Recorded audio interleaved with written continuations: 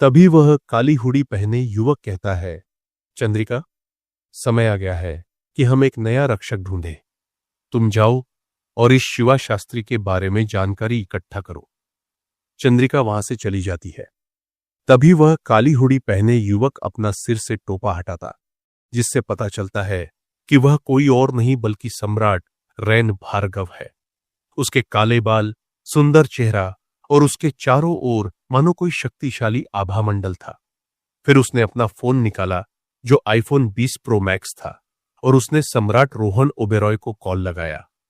रोहन, बाकी सभी योद्धाओं को लेकर जल्दी से यहां पहुंचो, रैन भार्गव ने कहा। इस पर सम्राट रोहन ओबेरॉय ने जवाब दिया, इसके लिए तुमने मुझे फोन क्यों किया? तुम मुझे आध्यात्मिक संदेश भी तो भेज सकते थे। इस पर सम्राट रैन भार्गव मुस्कुराते हुए बोले, टेक्नोलॉजी है तो उसका प्रयोग करना चाहिए। इसके बाद दोनों के बीच कुछ हल्की फुल्की बातें होती हैं। फिर रैन भार्गव गंभीर होकर कहते हैं, तुम जल्दी यहां आओ, मुझे तुमसे जरूरी बात करनी है। यह सुनकर सम्राट रोहन ओबेरॉय कहते हैं, ठीक है, और कुछ ही देर में उड़ते हुए सीधे दिल्ली पहुंचते हैं। वहां वह लॉ इन्फोर्समेंट टीम के बेस पर उतरते हैं। तभी चंद्रिका कहती है, अखंड भारत के सम्राट रोहन ओबेरॉय, मेरा प्रणाम। तभी उसके आसपास से एक भयंकर आभा उत्सर्जित होती है और उसके पीछे हमें 11 रुद्रों की छाया दिखती है। वह कुर्सी पर जाकर बैठता है। तभी चंद्रिका दोनों के लिए चाय लाती है। चाय की चुस्की लेते वक्त सम्राट रोहन ओबेरॉय कहता है, तुमने मुझे क्यों बुलाया? इस पर रैन कहता है, हमें अपनी टीम के लिए नया महायोद्धा मिल गया है। रोहन पूछता है, कौन? इस पर रैन कहता है, शिवा शास्त्री। रोहन आश्चर्य से पूछता है, कौन शिवा शास्त्री? इस पर रैन कहता है, वो भगवान शेषनाग का अवतार है, जिसने अभी हाल ही में ब्रह्म राक्षस मृतांग को मार दिया और साथ ही नागराज तक्षक को भी, और वह इस समय ब्रह्मांड सम्राट बन चुका है। इस पर रोहन ओबेरॉय कहता है, इसमें कौन सी बड़ी बात है? मैं भी मृतांग से लड़ चुका हूं और मैंने उस समय उसे तुम्हारे कहने पर सील तक कर दिया था। और जहां तक तक्षक की बात है तो उसे मैं 2 बार हरा चुका हूं और वह भाग गया। इसके अलावा मैं 9 ब्रह्मांडों का अधिपति हूं, तो हमें शिवा की क्या जरूरत? रैन मुस्कुराते हुए कहता है, हमारे पास कुल मिलाकर कितने शक्तिशाली लोग हैं? इस पर रोहन कहता है, लगभग 10 लोग। इस पर रैन कहता है, अगर कभी हम दोनों मारे गए तो बाकी लोग उन शक्तियों का कैसे मुकाबला करेंगे? इस पर रोहन कहता है, बात तो तुमने सही कही, क्योंकि अगर हमें उसका सामना करना है तो हमें अपनी सेना में काबिल लोगों को भर्ती करना होगा, तभी हम उसका सामना कर पाएंगे, जो रावण और कंस से भी ज्यादा शक्तिशाली है। इस कलयुग का राजा कली पुरुष। और वैसे भी इस महाब्रह्मांड में कई सारी ताकतवर और बुरी शक्तियां हैं, जैसे पाताल लोक और नरक क्षेत्र। तो इन सब शक्तियों से लड़ने के लिए हमें एक ताकतवर योद्धा की जरूरत है, तो हम उसे ढूंढेंगे कैसे? इस पर रैन कहता है, हम नहीं, बल्कि वह हमें ढूंढेगा। इस पर रोहन कहता है, कैसे? इस पर रैन कहता है, दक्षिण की लॉ इन्फोर्समेंट टीम की लीडर आचार्य योग माया भी मुझे ढूंढते हुए यहां आई थी। किस लिए? तब रैन कहता है, दक्षिण भारत में लोग आधे नाग में बदल गए। तब रोहन चौंक कर कहता है, यह कैसे हो सकता है? इस पर रैन कहता है, लगता है शायद वहां कोई ऐसी ऊर्जा है जो लोगों को नाग में बदल रही है। तभी रोहन ने कहा, तो अब मैं चलता हूं। तभी आसमान से आवाज आई, ब्रह्मांड में कोई बुरी शक्ति प्रवेश कर रही है। तभी रैन भार्गव कहते हैं, जाओ, तुम्हारा बुलावा आ गया है। यह सुनकर रोहन आसमान में छलांग लगाता है। तभी उसके सामने एक काल भंवर प्रकट होता है। सम्राट रोहन ओबेरॉय उस भंवर के अंदर प्रवेश करता है। तभी सारे दिव्य अस्त्र उसके अगल बगल घूमने लगते हैं, जैसे वे अपने स्वामी के सम्मान में नृत्य कर रहे हों। भंवर का कोहरा और दिव्य बिजलियां शांत हो जाती हैं। तभी सम्राट रोहन ओबेरॉय अपनी दिव्य दृष्टि का प्रयोग करता है, जिससे उसे भंवर में आगे बढ़ने में आसानी हो। तभी सीन शिफ्ट होता है और हमें शिवा दिखाया जाता है, जो योगमाया से कहता है हमें दिव्य लोक चलना चाहिए, ताकि इसके बारे में हम सम्राट नरकेश्वर देव, भानुदेव, मसान चंडालिनी या फिर मानव सामर्गी वसुंधरा देवी से पूछ सके। तभी योगमाया को कॉल आता है, लीडर, यह बेस में आधे नाग बन चुके लोग उत्पात मचा रहे हैं। यह सुनकर शिवा कहता है, तुम जाकर टीम को संभालो, मैं दिव्य लोक जाता हूं। तभी शिवा दिव्य निर्वाण भूमि पहुंचता है और वहां से ब्रह्मांड भ्रमण जहाज लेकर काल भंवर में प्रवेश करता है। लेकिन इस बार उसे आश्चर्य होता है, क्योंकि भंवर में न तो बिजली कड़क रही थी और न ही भयंकर हवाएं चल रही थी। यह देखकर शिवा को हैरानी हुई और उसने भंवर के और अंदर जाने का प्रयास किया। दूसरी तरफ सम्राट रोहन ओबेरॉय अचानक अंतरिक्ष भंवर से बाहर निकलता है। वह देखता है कि यह अंतरिक्ष में काली धुंध छाई हुई है। इसे देखकर सम्राट रोहन ओबेरॉय ने कहा, कौन है यहां? तभी धुंध में से आवाज आती है, असुर हूं, अंधकासुर मैं।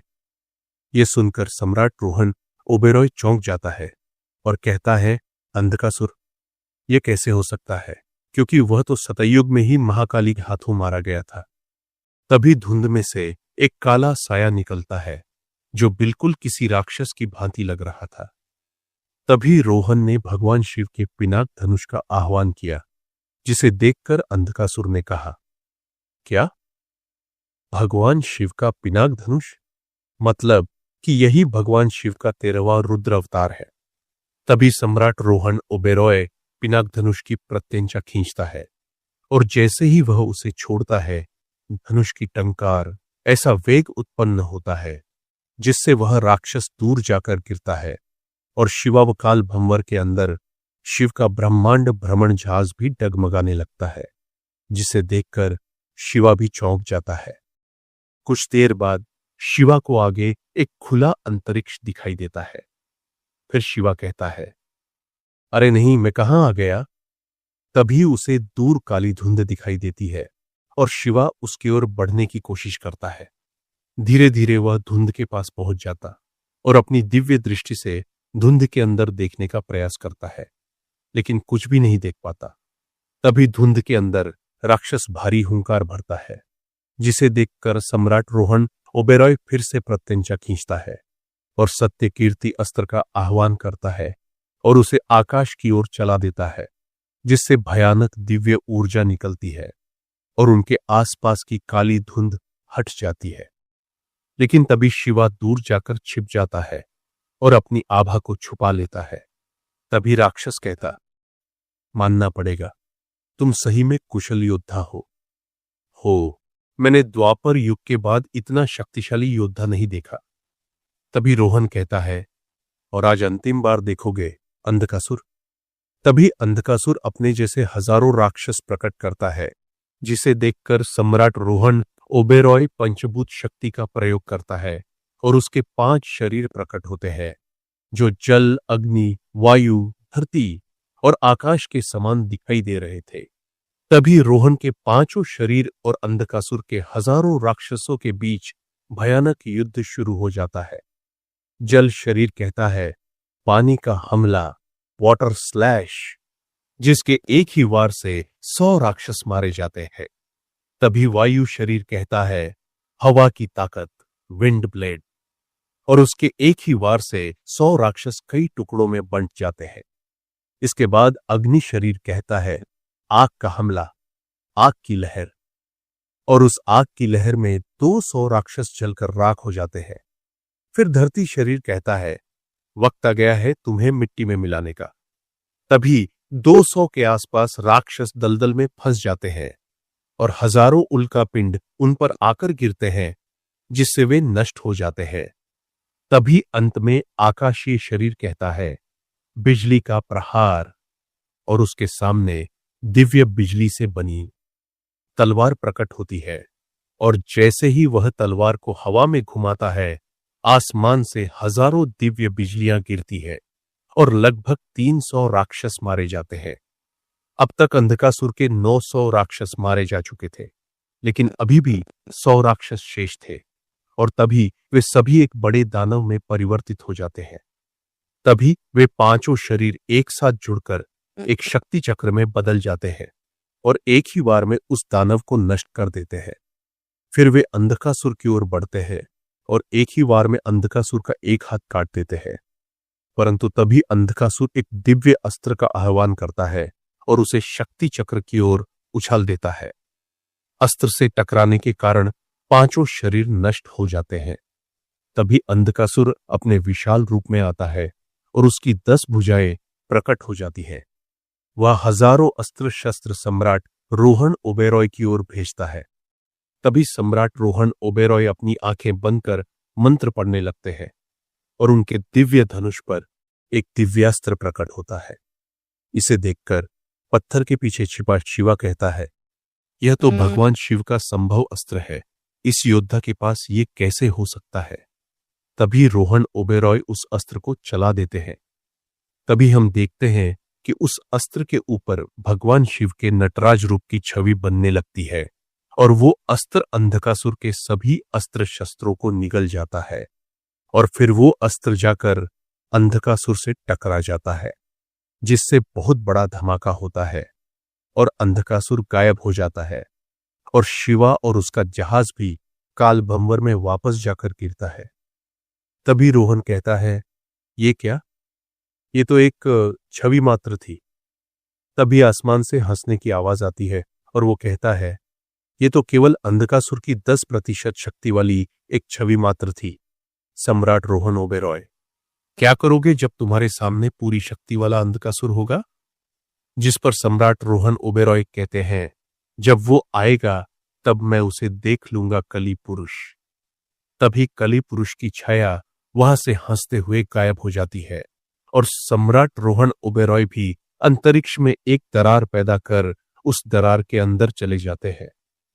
दूसरी तरफ हमें दिखाया जाता है शिवा कालभंवर से दिव्य लोक की ओर बढ़ता जा रहा है और कुछ ही देर में वो ब्रह्मांड भ्रमण जहाज दिव्य लोकशाही महल के पास आकर रुकता है और शिवा सीधा महल के अंदर जाता है और उसे वहां पर मसान चांडालनी, सम्राट नरकेश्वर देव, सम्राट भानुदेव, मानव साम्राज्य वसुंधरा देवी और आचार्य योग माया दिखाई देती है। तभी शिवा कहता है, आप सब यहां कैसे? तभी वसुंधरा देवी कहती है, हमें यहां आचार्य योग माया ने बुलाया है। इस पर शिवा कहता है, योग माया तुम यहां कब आई? इस पर योग माया कहती है, मुझे तो 2 दिन हो चुके हैं शिवा यहां आए हुए। और फिर वो पूछती है, शिवा तुम तो मुझसे भी पहले आए थे, फिर तुम्हें इतना समय कैसे लग गया? जिस पर शिवा उन लोगों को सारी घटना बताता है। इस पर मानव साम्राज्य वसुंधरा देवी कहती है, पिनाक धनुष को धारण करने वाला तो एक ही योद्धा है इस ब्रह्मांड। तभी शिवा पूछता है, कौन? इस पर मानव साम्राज्य वसुंधरा देवी कहती है, सम्राट रोहन ओबेरॉय। तभी सब चौंक जाते हैं और नरकेश्वर देव और भानुदेव के हाथ पैर कांपने लगते हैं और वो दोनों कांपती हुई आवाज में कहते हैं, क्या सम्राट रोहन ओबेरॉय? तभी भानुदेव कहते, क्या तुम सच में 9 ब्रह्मांडों के अधिपति सम्राट रोहन ओबेरॉय से मिले थे?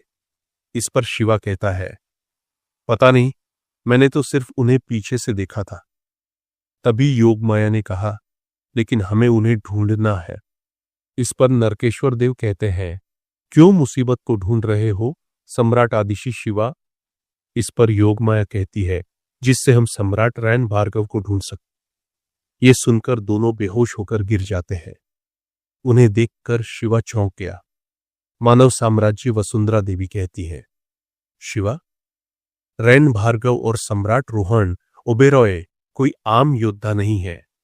सम्राट रैन भार्गव स्वयं इस धरती पर भगवान परशुराम का अवतार है और सम्राट रोहन ओबेरॉय को 13वां रुद्र माना जाता है, जिसके अंदर 10,000 हाथियों का बल है।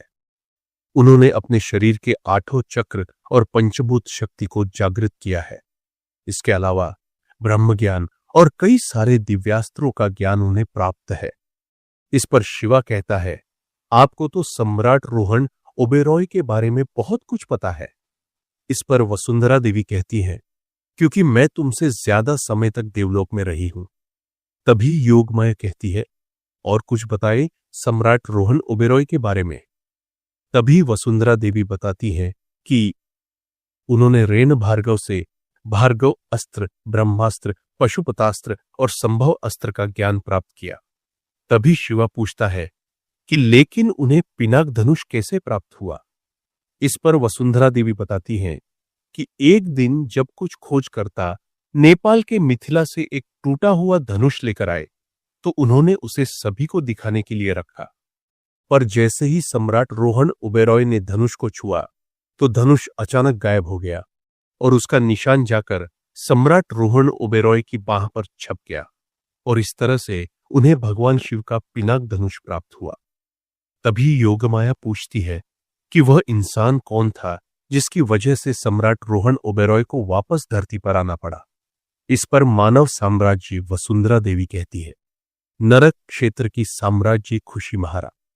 यह सुनकर मसान चांडालिनी कहती है, नरक महारानी खुशी महारा कोई आम योद्धा नहीं है, उसे काले जादू की महारानी कहा जाता है, जिसके साथ ब्रह्म राक्षस कालभुजंग और कलयुग की सबसे बड़ी ताकत कली पुरुष का साथ है। वह लड़की नागराज तक्षक से भी हजारों गुना ताकतवर है। तभी नरकेश्वर देव बताते हैं कि उसने कई सारी ताकतवर आत्माओं, राक्षसों, भूतों, दानवों, असुरों, बेतालों, जिन्हों, कर्ण पिशाचिनी, अमर पिशाच, रक्त पिशाच, काल सर्प, धूमावती, ब्रह्म राक्षस जैसी सभी नरक क्षेत्र की बुरी शक्तियां उसकी गुलाम है और उसी के कारण कई सारी आत्माएं मेरे पास आने की जगह उसके पास चली जाती है। और जब मैं उससे लड़ने गया तो उसने मुझे बहुत मारा। तभी शिवा कहता है, लेकिन हम सम्राट रोहन ओबेरॉय को ढूंढेंगे कैसे। इस पर वसुंधरा देवी कहती है, सम्राट रोहन ओबेरॉय अपनी मर्जी के मालिक है और वे अपने मन से ही आते हैं। तभी योगमाया कहती है, क्यों न तुम ब्रह्मांड के सभी योद्धाओं को चुनौती दो, तो क्या पता सम्राट रोहन ओबेरॉय भी उस मुकाबले में आ जाए। यह सुनकर मानव साम्राज्य वसुंधरा देवी कहती है, यह उपाय अच्छा है। तभी शिवा एक आदेश जारी करता है और कहता है, मैं शिवा शास्त्री इस धरती पर भगवान शेषनाग का अवतार इस ब्रह्मांड के सभी योद्धाओं को युद्ध की चुनौती देता हूं। और ऐसे यह बात पूरे ब्रह्मांड में फैल जाती है और इस बात को गेंडा स्वामी और यदु पूरे भारत देश में इंटरनेट पर फैला देते हैं, जिससे देवता, गंधर्व, राक्षस, यक्ष और महामानव जैसी शक्तियां शिवा की चुनौती स्वीकार करती है। लेकिन शिवा उन सबको हरा देता है। लेकिन कई दिन बीत जाते हैं पर सम्राट रोहन ओबेरॉय का कहीं कोई पता नहीं था। तभी शिवा एक दिन मायूस होकर यह सब बंद करने ही वाला होता है। तभी एक दिन उसे दिव्य लोक में 9 अत्याधुनिक जहाज दिखाई देते हैं जो देवलोक की ओर बढ़ रहे होते हैं। तभी गंधर्वराज चित्रसेन कहता है, अरे यह तो सम्राट रोहन ओबेरॉय का जहाज है। जिसकी बात सुनकर शिवा उन्हें रोकने जाता है और अपनी गति का प्रयोग कर कुछ ही समय में जहाज के आगे पहुंच जाता है। यह देखकर वे सभी जहाज वहीं रुक जाते हैं, जिनमें से 8 लोग बाहर निकलते हैं। संदीप महरा, चहल सूर्यवंशी, प्रवीण महरा, मीनाक्षी मौर्य, शिवम ओबेरॉय और 4 काले कोट पहने योद्धा। तभी उस जहाज से एक सुंदर सा लड़का निकलता है जिसकी आभा बड़ी भयानक थी और उसकी आंखें गहरे नीले रंग से चमक रही थी। वह कोई और नहीं बल्कि स्वयं सम्राट रोहन ओबेरॉय था। उसे देखकर सभी राक्षस, गंधर्व, पिशाच और नागों ने अपने घुटने टेक दी और सभी देवताओं ने भी सम्मान में अपने हाथ जोड़ लिए। तभी रोहन ने हंसते हुए कहा, अरे आप सब मुझे इतना सम्मान दे रहे हैं, यह देखकर मुझे खुशी हुई। उसकी आवाज में अपार शक्ति और आत्मविश्वास झलक रहा था। लेकिन तभी उसकी नजर दूर खड़ी मानव साम्राज्य वसुंधरा देवी पर पड़ी। उसे देखते ही रोहन हल्की मुस्कान के साथ बोला, कैसी हो बहन वसुंधरा? यह सुनते ही सभी चौंक गए। किसी को समझ नहीं आया कि सम्राट रोहन ओबेरॉय और मानव साम्राज्य वसुंधरा देवी के बीच ऐसा क्या संबंध है। पर इससे पहले कि कोई कुछ पूछता, शिवा आगे बढ़ा और गहरे आत्मविश्वास के साथ बोला, सम्राट रोहन ओबेरॉय, मैं आपको चुनौती देता हूं। यह सुनते ही पूरे दिव्य लोक में सन्नाटा छा गया। सभी योद्धा आश्चर्य से दोनों को देखने लगे। क्या होगा जब ब्रह्मांड की दो महाशक्तियां आमने सामने होंगी? क्या सम्राट रोहन ओबेरॉय इस चुनौती को स्वीकार करेंगे? जानने के लिए सुनते रहिए महायोद्धा शिवा